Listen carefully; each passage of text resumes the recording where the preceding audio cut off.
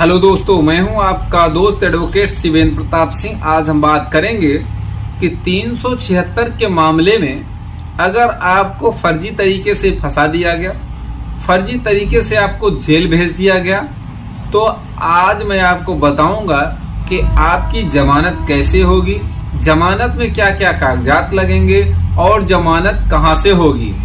तो सबसे पहले तो आप ये समझिए कि अगर आपके ऊपर फर्जी 376 का मुकदमा हो गया है और आप जेल में हैं, तो सबसे बड़ी कड़ी जो होती है देखने वाली या बेल वाली, तो ये समझिए कि जो पहला काम है, सबसे पहले FIR देखिए। FIR के बाद लड़की का जो 161 का बयान होता है 161 CRPC का, दूसरा 164 CRPC जो कि मजिस्ट्रेट के सामने होता है। चौथी बात ये कि आपको मेडिकल रिपोर्ट पे आ जाइए। पहले मैंने बताया FIR की कॉपी, दूसरा 161 का बयान, तीसरा 164 का बयान, चौथा मेडिकल। अब चारों को इकट्ठा करके पढ़िए। FIR में क्या कहा गया, 161 में क्या कहा गया, 164 में। मैं 100% कह रहा हूं कि FIR 161, 164 ये तीनों में कोई मेल, भाई काफी चीजें मिलती हैं लेकिन काफी चीजों में अंतर आ जाता है, गारंटी के साथ कह रहा हूं। और अगर FIR में समय, स्थान या डेट बताया गया है तो हो सकता है 161 में ना बताया गया होगा, या फिर हो सकता है 164 में ना बताया हो गया होगा। और अगर बताया भी गया तो मान लीजिए कि हो सकता है कि आप ये सब जो बताया गया उसमें मेडिकल रिपोर्ट में बड़ी गलती हो जाएगी, मेडिकल रिपोर्ट नहीं सपोर्ट करेगा। अक्सर आपने देखा होगा कि जब भी 376 का मुकदमा होता है तो मेडिकल में कुछ नहीं आता है, मेडिकल में कुछ ना आना ही बेल का जबरदस्त ग्राउंड माना जाता है। दूसरी चीज ये, जो दूसरा जबरदस्त ग्राउंड है, अगर 161 का बयान और 164 का बयान दोनों में कंट्राडिक्शन है, दोनों में डिफरेंस है, अंतर है, तो भी आपको जबरदस्त बेल का ये ग्राउंड मिलता है। ये भी बहुत ढेर सारे ऐसे जजमेंट है जिसमें 161 में लड़की ने कुछ कहा है, 164 में लड़की ने कुछ कहा है, तो वहां पर भी बेल हो जाती है।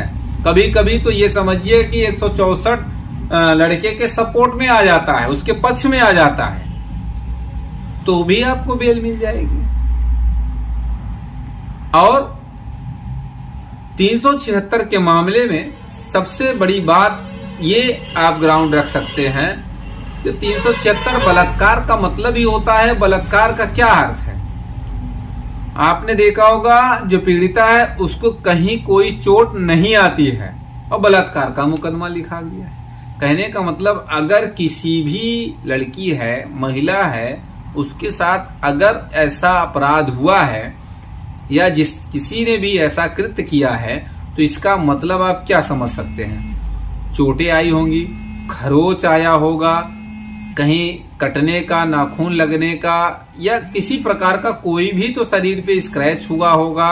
ऐसा कुछ नहीं होता है, मेडिकल में कुछ भी नहीं होता है। तो कहने का ये मतलब है, इससे भी साबित आप कर सकते हैं कि आपने कोई अपराध नहीं किया। दूसरी बात ये, अगर अपराधी हैं आप, अपराध आपने किया है, तो ये समझ लीजिए मेरा कोई सपोर्ट नहीं, आपको फांसी पे लटक जाए, आपको फांसी पे लटका दे कोर्ट, तो मैं स्वागत करूंगा ऐसे निर्णय का, ऐसे आदेश का।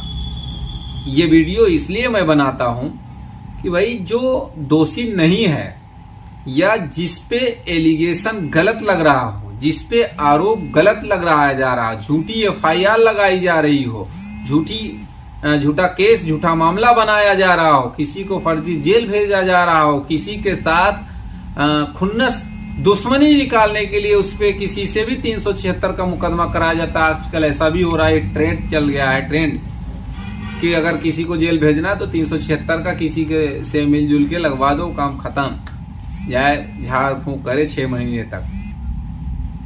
तो कहने का मतलब ये सब ग्राउंड है तो उम्मीद करता हूं, आशा करता हूं आज की यह जानकारी पसंद आई। अगर जानकारी पसंद आई तो वीडियो को लाइक करिए, अपने दोस्तों में शेयर जरूर करिए, और अगर बात समझ में आई तो कमेंट करके जरूर बताइएगा कि वीडियो आपको कैसा